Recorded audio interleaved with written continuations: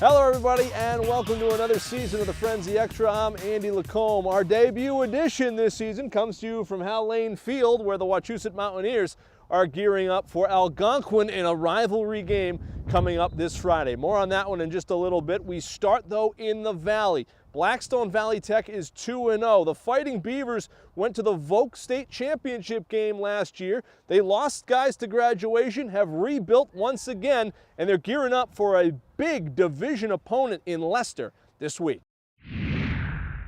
They were good wins. We're still trying to get that toughness back that we had a few years ago, but we're really starting to come together and work as a team, so we should be able to get rolling. This is one of the most important games of the year. Leicester's a really good team, and we're a good team. We just need to see who brings it that night. Leicester's a good team. We just need to bring it. We just need to have the best game of the year for us. I know we've only had two, but it needs to be a very, very, very good game that we need to play.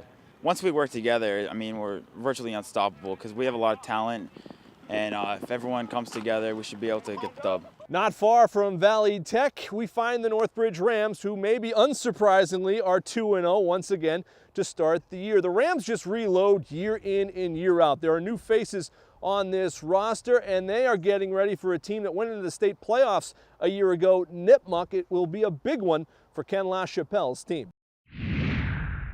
We're off to a good start, but we know we have a big task this week with Nipmuc, and we just got to keep playing the way we've been playing. Our defense is doing well, so is our offense. There's things we got to work on. We just got to get better, and we just got to keep up what we're doing. We have really good team chemistry. Everyone really bonds very well. Everyone's playing together. Everyone wants to get better every single day, and so it's working every single practice to get better. We know that they're a good team, and you know we're a very well team, so we got to pull up together, and we just got to really stick to our roots and pound them in. We just got to be the tougher team. It's going to come down to who's tougher and who wants to win more. Back here at Lane Field, Wachusett, they're in the middle of a nice little homestand, playing Tantascwa last week to get a win. They have Algonquin this week, and then the following that, St. John's comes here to Holden. But the Mountaineers aren't thinking ahead. They are focused on Algonquin, a team that beat them and played them pretty tough a year ago. We're continuing to improve. That's the biggest thing the coaches have stressed. We've had 2 wins. We've been fortunate enough to work hard in practice, to have a motivated group of guys.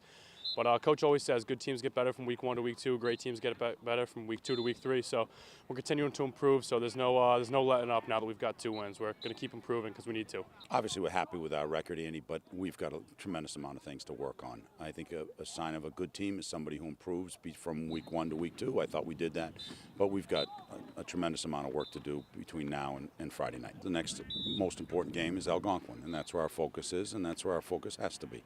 Anytime you deviate from that, you're going to have a problem. So our focus since Saturday morning is preparing and getting ready to play Algonquin. Motivation's there. We beat us at home once last year in the playoffs, and so we're ready. So here are the key games this week, week 3. Algonquin and Wachusett. We'll be focused on that one here from Lane Field. St. John's travels up to Doyle Field to take on Leominster. The Blue Devils surprisingly 0-2 to start their season. Doherty and Tantascwa square off in Sturbridge. And on Saturday night, Grafton and Shepherd Hill in what should be a physical affair. And then we already talked about Valley Tech and Leicester, a big one in Leicester on Saturday. Of course, all the highlights Friday night on the Friday Night Football Frenzy. Join us starting at 10:25 p.m. on Charter TV3. Time for a quick break. When we come back, we go inside the studio. Jim Wilson from the Telegram and Gazette and Kevin Shea return for their ever-popular segment, breaking down the big games of Week 3. Stay with us. Bay State Savings Bank brings you Kasasa. What's Kasasa? It's a catchy word for earning cash that just might make you want to dance.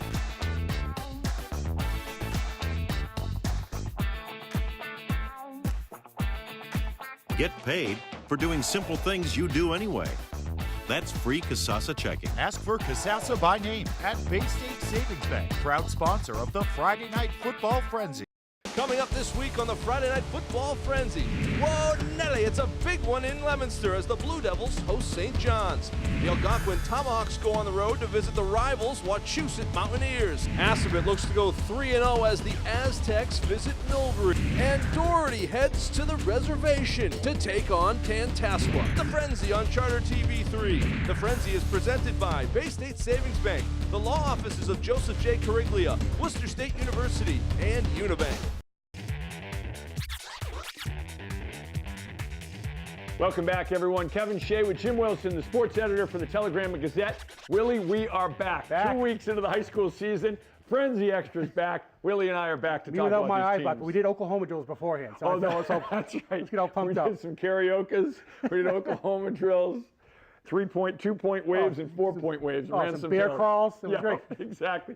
We've done our off-season work. Now we're in mid-season form. Let's go through the top 10.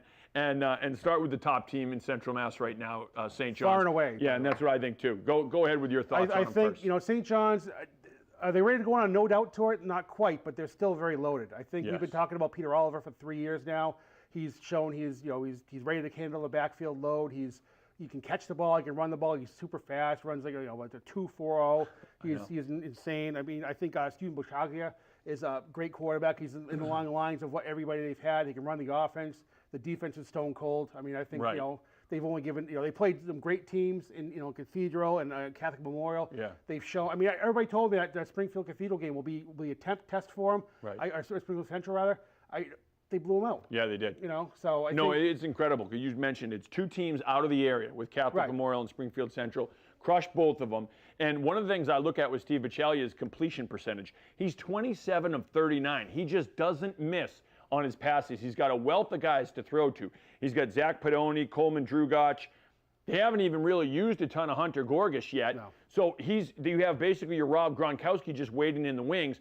And with Eamon Dennis, who has taken back a kick for a touchdown in each of the first 2 games, and Peter Oliver, you have 2 running backs that both run a sub 4.5 40. They're faster than 4.5 40. No other Central Mass backfield has that. You and I were talking about this. I bet few in the state, if any in the state, maybe a BC High has it, maybe a Zavarian, I don't know, but to have 2 running backs that are that fast, and they're strong. They're not just kids that are $130 that can fly, but you can push them and they're going to go over. even if they do have a kid like that, you got to stop 2. Right. So it's like, okay, put the kids on streaks and then forget about it. And 26 seniors. You have a lot of guys that don't have to play both ways. You have leadership at every position. Just phenomenal. Now, just going a little ways up the street, Shrewsbury's number 2, off to a real good 2-0 start. Beat Shepherd Hill, beat Grafton. They were tested both weeks. One thing I see about this team, it's an all-around team. It's not just 1 or 2 stars. This is a great football team. It's predicated on defense. Their defense is what's carried the load through the first 2 weeks of the season. They've only given up a total of 24 points in 2 games.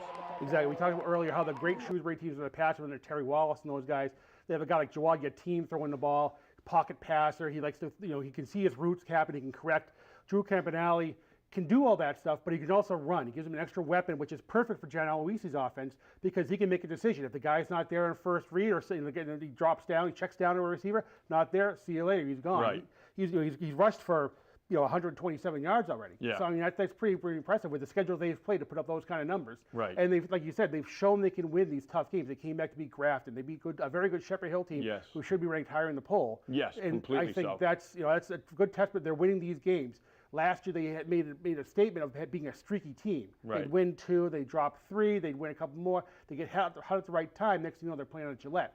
I don't know if they're going to have to do that this year because I think they can win out. I mean, they're a very good team. No, they certainly St. John's in a couple weeks to be there. It will be a touchstone game. Huge test. Campanelli's averaging 10 yards a rush, to your point, talking about him as a runner. Wachusett, exactly what we've come to know about these and love about these Wachusett teams, these Mike Dubzinski coach teams. They're going to be physical, they're going to be strong, they're going to be big up front, nothing fancy. We're coming right at you. It's almost Green Bay Packers, Vince Lombardi football. You know what we're going to run, you try and stop it because we are just going to hammer you each and every play. They can throw the football, but you know that 98% of it is hammer time. Just line it up. Here we go. Oklahoma drill. I think we've been saying the same thing. Wachusett has been like a Mad Libs sort of preview for like the last 20 years. It's, Wachusett is tough and big up front, and they have X running the ball. Yep. This year it's going to be Cole Durkin, who's a monster in the backfield. Yes. He can win a game by himself. I think they can have that big offensive line that could pave a lot of way. They play a tough schedule. I think they can be tested soon. I think they got a very difficult Algonquin team because you have a new coaching staff in there. You want to see which team is they young, are they it'd be a good test for Algonquin. They're not going to take them lightly. No, Sam Brewer's another one of those great backs, and that's what Wachusett always has. They always have a bevy of these backs that they can throw at you, so it's not one guy carrying the ball 30 times a game. Marlboro, you and I have talked about it. Sean Mahoney's one of the best coaches in the state, in the country for that matter. He adapts to what he has each and every year. He has a veteran line. Everyone comes back on the line. This is a team, though, let's talk about their defense. They've given up a total of 15 points. 1 touchdown per game in each of their first 2 games, which included Leominster and Algonquin. Right. We talk about Mahoney all the time because I think he's very underrated in terms of how people, because he probably plays, he'll tell you, be the first person to tell you. They play in that corner, 495, sort of under the radar a little bit. Next thing they're going to the playoffs 8-2, and they just start killing people. Right. I think this is a perfect testament to Mahoney and his staff this year. They lost 9 offensive starters. 4 out of the 5 offensive line are gone. And they just, okay, I have 2 returning starters on skill positions. That's not a problem. They don't miss a beat. He figures out how they handle Leominster, a game that was supposed to be a test for them. And I don't know what kind of Leominster team they have this year. They're 0-2. The tough loss to Everett. I don't know how much you can really gauge on how good they are because that's a very good team they lost to. But still, Marlboro getting handling Leominster like that says a lot about at Doyle Field. With 4 new starters on your offensive line making their first varsity starts. That's crazy. And they come back next week and beat a good Algonquin team coming off a great opening win themselves. Right. They got Westboro this week, and Westboro under Dave Tingloff. That's going to be a much tougher team to play. Westboro, let's be honest, the last couple of years they were seen as a bye for the good teams. Not so this year. They lost to the Neshoba last week, but they played them tougher than they ever have in the last couple of years. That's going to be a good test to see what kind of Marlboro team they have. Yeah, they certainly did. And speaking of Neshoba, this is, again, the names, the faces may change, but there's still a Tucker coaching, and there's still the same team. Hume in the backfield. They run a Hume. There's another Hume. This time it's Kyle Hume, not Zach Hume, but he's a beast. Kyle Hume's a beast. And what I love about this Neshoba team is they run that wing tee. They're so disciplined with it. They run it so well. You and I were talking about it. Throwing the ball a little bit more with one of the all-name team receivers, Breeze Hill. Breeze the Thrill Hill. But it's almost like they're daring you to put 10 guys in the box to stop this wing tee offense. And if you do, they'll throw it right over the top. Belinsky's a real good quarterback, Sam Belinsky. He's thrown 14 or made 14 completions this year. 9 have been to Hill. So I mean I think Hill's good enough where if he gets double teamed, which he probably will be next couple weeks after when the word gets out on him. Right. I think they have enough capable. They're deep enough where they can find other options. Yeah, Hill averaging 25 yards a catch, and you and I talked about this too. With the wing tee offense, you focus on Hume, and you have linebackers focusing on him and reading him and flowing to him. They'll send him one way and run a counter back the other way and trap you. And they're very well coached and they're a smart team. St. Peter-Marian off to a real good start, 2-0. A team that has their quarterback. When your best athlete on the team is your quarterback, and he's playing offense, defense like they have with Danny Mom, and he's a great leader, you're going to be a good football team, and it's going to be a lot less on the coaching staff because you don't have to do as much of the leading. This kid's going to lead the team. And they got a lot to prove because they were ranked last by the Southeast Conference of Get Back coaches in the poll.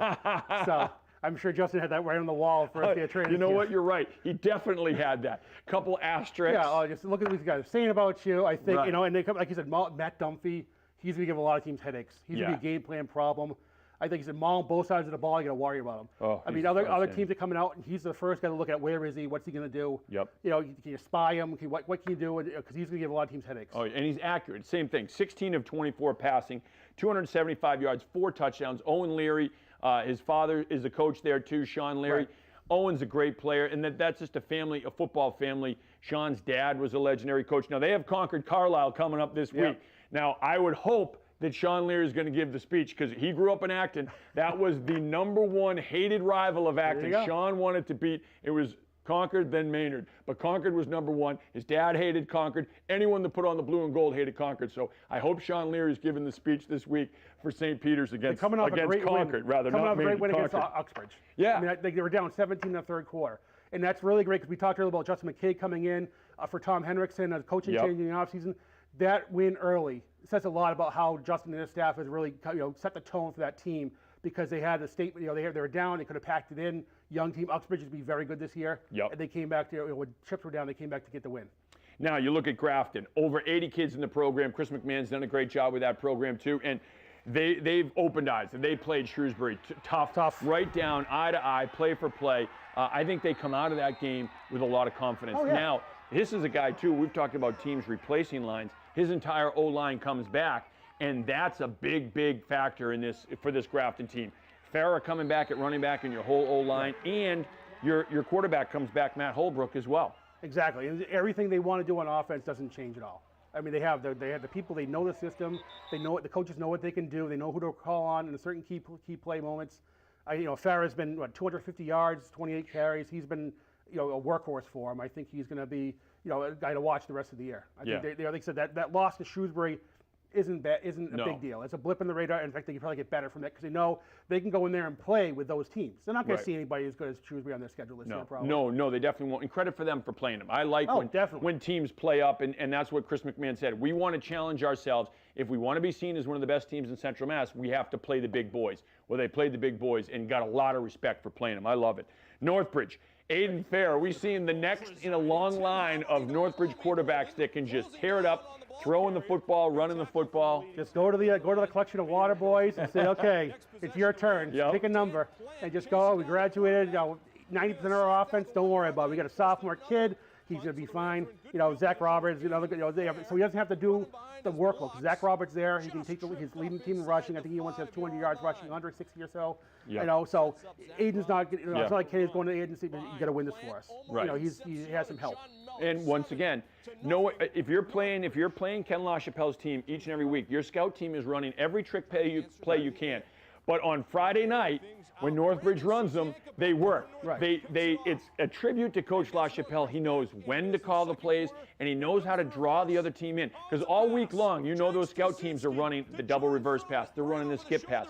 Everything they can. But on Friday night, when they run it, it works. Yep, exactly. They got a big test. Real quick, we got Doherty and Shepherd Hill that we got to get to in about 15 seconds. We got farther than I thought we did. I know. Doherty, Shepherd Hill, quick, your thoughts. I like Tejan Vassar. He's probably one of the best running backs you'll see this year. In fact, he's appointment viewing. You should go out and see him play. They had a win last week where it's basically, they just had the starters play half. They did what they had to do. You didn't get to see what he could possibly do. Shepherd Hill's the Ben Carpenter story. Coming out party last week for Carpenter. 372 yards in 2 games. Griff, we will get to you because the Leicester team's not in the top 10. They're my team to watch because they got a real good line, and their running backs have been playing great. I want to talk about Gosselin, Grebel, Brown, and Padini. There we go. We got them in. We'll see you next week. I bet the under. I'm District Attorney Joe Worley, and I'm proud to partner with Charter Communications with our pledge to help raise awareness that bullying should not be tolerated. From local school students, here is our message. Delete cyberbullying. Don't write it. Don't forward it. Think twice what you type. We need to foster safe environments for students in their schools and their communities. Join the anti-bully crusade. Take a stand to lend a hand. Don't be a bully. Presented by the law offices of Joseph J. Corriglia. Coming up this week on the Friday Night Football Frenzy. Whoa, Nelly, it's a big one in Leominster as the Blue Devils host St. John's. The Algonquin Tomahawks go on the road to visit the rivals Wachusett Mountaineers. Assabet looks to go 3-0 as the Aztecs visit Millbury. And Doherty heads to the reservation to take on Tantascwa. The Frenzy on Charter TV3. The Frenzy is presented by Bay State Savings Bank, the law offices of Joseph J. Corriglia, Worcester State University, and Unibank. Just down the road a little ways, St. Peter-Marian is 2-0. A couple impressive wins so far for the Guardians. And we're taking a closer look this week. Brenna Wilson had a chance to sit down with players and coaches. Brenna, what are the Guardians saying? That's right, Andy. New St. Peter-Marian head coach Justin McKay is coming off a successful run at Algonquin last year, and he's looking to bring that same spark to the Guardians this year. Go. Gotta go, gotta go, gotta go! The St. Peter-Marian Guardians are starting well, winning their first 2 games of the season. We're just working hard every day at practice, We got off to a good start, 2-0, and just working to get better every day. The Guardians are coming off a character-building win as they came from behind to beat division rival Uxbridge. Well, I think it just showed that we're resilient because we were down a lot and we didn't give up and we just stayed together. They really took it to us, and learning to fight and go through and prepare for the battle is a big thing, and learning through that was important for us. It was a big step in trying to come together as a team. This season, the Guardians have a new coach at the helm. Justin McKay comes to SPM from Algonquin, where he led the team to the Central Division II Finals. Coaches came in, he's done a lot of great things, specifically like just getting us all excited about football. He's very good. We've learned a lot of things, a lot of new things, very confusing, but yeah, we've gone through it. While the team has a few games under their belt, McKay admits the team and the coaches are still learning about each other. You know, we're still coming together. Whenever you have a new coach and a new staff come together, it's hard to learn the kids, learn what they're about. You see them, you hear about them from other coaches and other people, but trying to get everybody together to play in one way is a learning process. You have to create a new standard, you have to create a new way of doing things. There's a different set of terminology. One word in one offense and defense might mean one word in another defense and offense. So it's been a lot of breaking some of the things that have been done. One thing is for sure, the team thinks highly of their new coach and coaching staff, and they're having a ball. We're very excited, learning new things, coming together as a team. We're just like excited. It's been a new opportunity with these new coaches. You know, they've come in and just got us all excited for the season. The Guardians head east this weekend to play Concord Carlisle. Andy? All right, thanks, Brenna, very much. We're back with much more of the Frenzy Extra right after this. Coming up this week on the Friday Night Football Frenzy.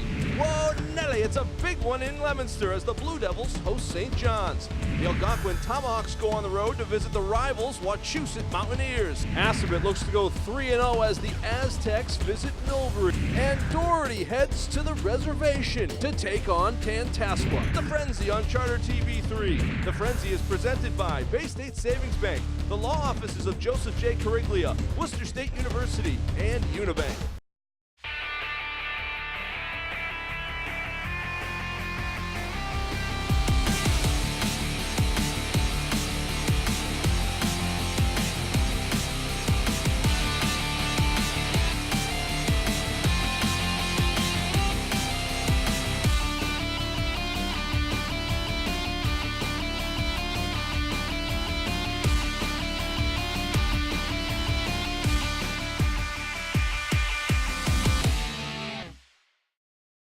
Doors.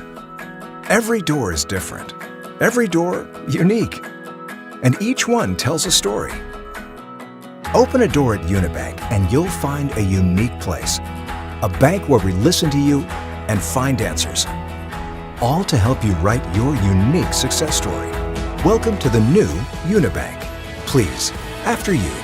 Unibank. Bank different. Bank unique. Member FDIC. Member DIF. Equal housing lender.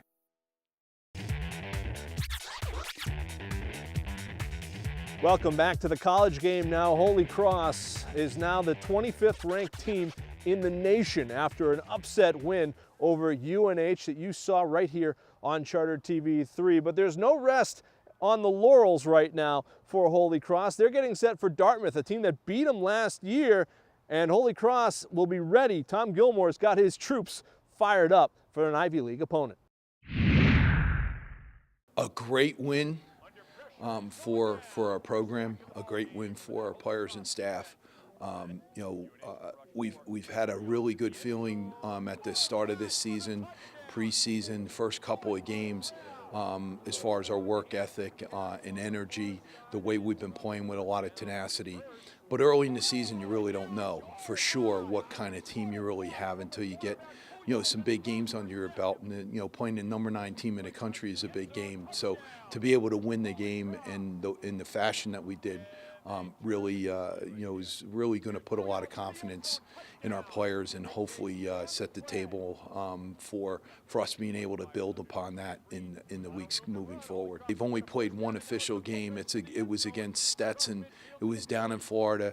And Stetson is not a strong team right now. I don't think they've won a game in their first 3. So, they did manhandle them. The statistics were very heavy in their favor, and they were able to execute very well, it appears, against them. But we just don't have a lot of information about the team this year. So a lot of the things that we're basing on them is really from last year. They do have quite a few returning starters. So we think we have a pretty good grasp on their scheme, but you don't really know that much. It's kind of like the first 2 games of the season, where there still are a lot of unknowns about what you're going to actually face from a scheme standpoint. Looking back at that UNH game, a key play came on a touchdown, a reverse to Andre Harton. Holy Cross went in and scored, went up by a couple of scores at that point. But it was the quarterback, Peter Pujols, who delivered a huge block to spring his receiver to the end zone. It's not a play his head coach wants to see him make that often, but he appreciates the competitive nature of the quarterback. Well, first of all, you see the play opening up and you realize, hey, this play has a real shot of succeeding. So you get excited, and then you quickly realize your quarterback's leveling a defensive end. So I know it was a crowd pleaser, but yeah, you'd rather your quarterback not have to throw any kind of block, no less something on the reverse. But he is there as a fail-safe in case anyone leaks out. And seeing it on film, it was a critical block because the defensive end would have been able to get upfield and stop the reverse. UNH really got after him in the first quarter especially, and he took some big hits from those guys, from that very defensive end several times. So I think they're really excited that he was on the giving end instead of the receiving end for a change. The Assumption College Greyhounds are 3-0. They've been a powerful defensive team all season long. Their defense actually leading the way in their wins so far. So Bob Chesney wants his offense to get on track, and he'll need them this week against a team in Merrimack that brings a lot of firepower. It's a very, potent offense. They put up, I think, 600 yards of offense against Bryant. They scored, I think the quarterback's throwing for over 400 and some yards a game is what he averages. They're just a different team. They're they have a lot of weapons, on the edges and in the backfield running the ball. The quarterback does a really good job of spreading it around and making sure that they have a chance. Defensively, they're also very aggressive. They're going to play a lot of man free, and they're going to bring a lot of pressure. So that's something that we got to just prepare for and make sure we see all week long. I think, again, the turnover battle is something we'll always talk about. Being able to stop the run and running the ball is something we'll always talk about. But we just got to get back to playing our style of ball, which we kind of faded away from a little bit last week. We played very well at home. There was a year there where we only played well on the road, but I think now we're really a home team. From the tailgating lot to the crowd to the community that's been involved and behind us, we're really seeing just a very different feel when we walk down that path and enter the field. So being back home, just gives, I think, a huge advantage for us, and it's something that we're excited about. And you can see that game right here on Charter TV 3. We air it on delay beginning at 7 p.m. right here on Charter TV 3. To our alumni deans list now, we start with Chris Belcito out of West Boylston, playing at Westfield State for the Owls. 10 rushes, 67 yards, 29 yards, and a touchdown receiving against UMass Dartmouth. Kevin Mensah out of Shepherd Hill had 49 rushing yards and a touchdown, his first of his collegiate career, in a loss to UVA. Shane Padini out of Leicester, playing at Becker, the leader on that defense, 9 solo tackles in a loss to WPI. Mike Quinn, the former standout at Northbridge, playing at Worcester State, tackling everybody, 6 tackles, 2 QB hits against Fitchburg State, a win for the Lancers. Jake Gelb, the former Shepherd Hill star, playing all kinds of football now for Salve Regina, 18 yards rushing. He also had 4 tackles against Dean. And Colby Schofer, playing at Trinity out of Northbridge, had 112 yards receiving in his first collegiate touchdown against Colby. Well, that'll do it for the debut edition of the 2017 Frenzy Extra from Lane Field, where the Mountaineers are practicing their passing game, we think. We'll see you on Friday night for the Frenzy, and then we'll see you next week right here on the Extra. Thanks for joining us.